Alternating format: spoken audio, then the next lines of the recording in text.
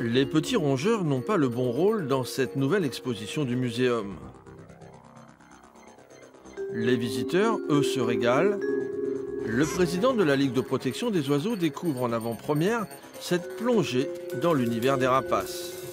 Le cirque Jean Leblanc avec la verte et jaune, la couleuvre, là, c'est extraordinaire. Et on voit bien l'aile qui est prise, c'est exactement le comportement de la couleuvre qui essaie de se dégager. Non, c'est remarquable. Un moment. Voilà, c'est un arrêt sur comportement. Voilà. On le voit, mais là, ça dure 30 secondes, tandis que là, bon.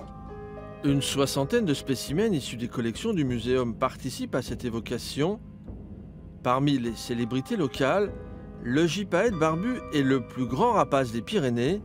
L'espèce est aujourd'hui menacée. Il ne reste plus que 44 couples sur le massif. Moi, je suis très ému parce qu'on a derrière nous les mal-aimés.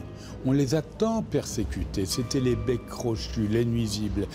Aujourd'hui, on engage le début d'une heureuse cohabitation, mais il y a encore des frictions, des incompréhensions, et cette exposition peut participer justement à une meilleure cohabitation.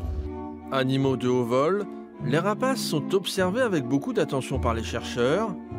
Les scientifiques parviennent même à améliorer les performances des ailes d'avion en imitant celles des oiseaux. Des animaux qui sont même aujourd'hui l'objet d'études tout à fait de plus haut niveau par les ingénieurs d'Airbus, des physiciens, des spécialistes des mécaniques d'écoulement d'air et autres pour mettre au point les ailes du futur, de ce que l'on appelle toute la bio-inspiration.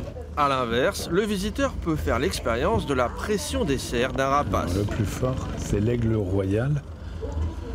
Ah ouais, là, ça sert bien. Vous apprendrez également que c'est grâce à leurs oreilles que les rapaces nocturnes voient si bien la nuit.